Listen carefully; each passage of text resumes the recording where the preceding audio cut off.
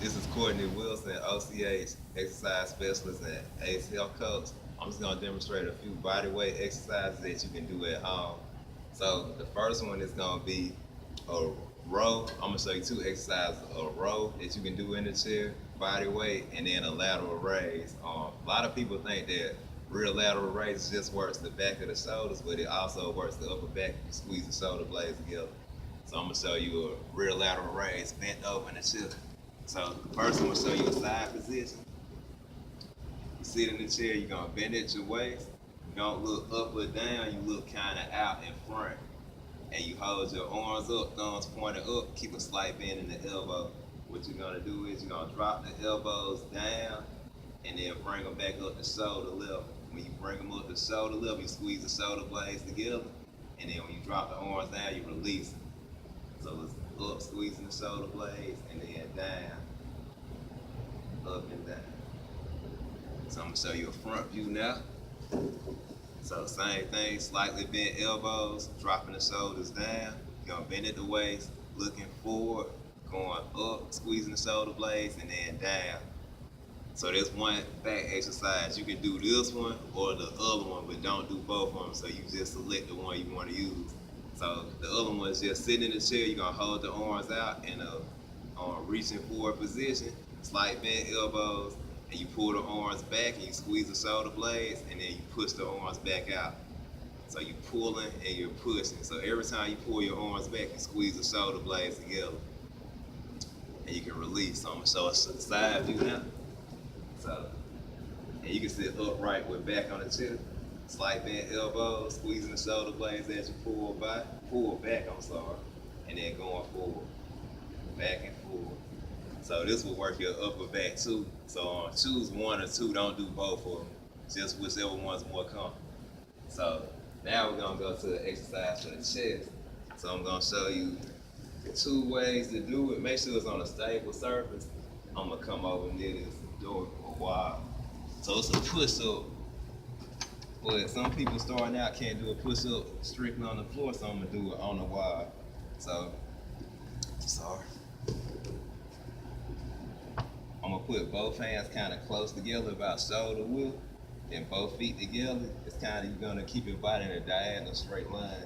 So what you wanna do is you wanna keep everything tight. Tighten all your muscles, your stomach and the back of your glutes, and possibly even the leg. You want the arms right under the shoulders, and then you go close to the wall, and then push back out. You want your arms almost straight, but don't lock the elbow.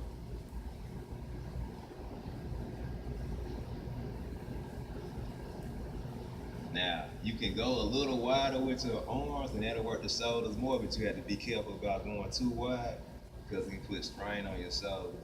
I'm going a little wider than shoulder width. Bringing the hands down because you kind of want them under the shoulders.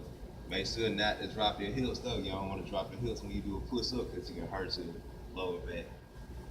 So that's one. And then this is another one for the chest. A lot of people think it's a front raise, but it's also, we're gonna bring the hands together, so you're gonna keep your elbows slightly bent, and you're gonna raise the arms up to shoulder height, and you bring them in, kind of pounding them together and squeezing your chest. So it's a 2-in-1 movement. It's working your shoulders and it's working your chest. Right now it's just body weight. Keep the elbows slightly bent. So now I'm gonna show the side position. So it's the same way. So arms down, slight bent elbows, palms facing down towards the ground. Raise them up and then squeeze the chest together and back down. So you can choose one of those two movements, but don't do both.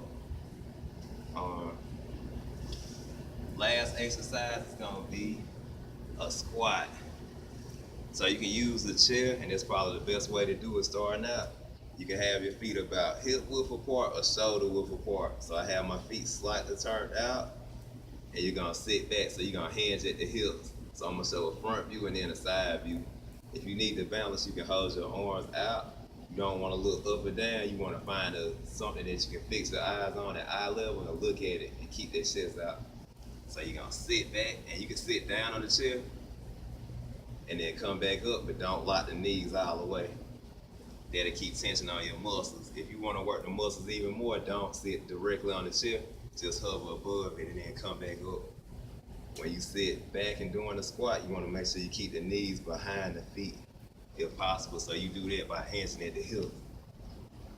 So this is the hip hinge. You just pretty much push your hips back first, and that's how you hinge the hips. And if you can go to parallel, that's like where the top of the thigh is almost flat. Then try doing that. If not, you might have to start out going high and then gradually go low as you get more strength. All right. So those are the 3 exercises. You can use that starting out for a full body workout, doing it at least twice a week. And the rep ranges you can do is starting out at 8 and then try to add a rep each time you work out until you get to 12. Depending on a person's fitness level, you might have to start out at 1 set, 2, or 3. The more in shape a person is, they can probably do 3. Starting out, you might have to do 1 or 2 sets, and you don't want to do this workout back-to-back days. Eventually, once you get stronger, you can do it 3 days max. After that, you can start adding weight or resistance. You can use like weights and backpack, or load a backpack for the squats, and you can use books for the rowing, or you can use dumbbells or water jugs. And that's all. Thank you, everybody.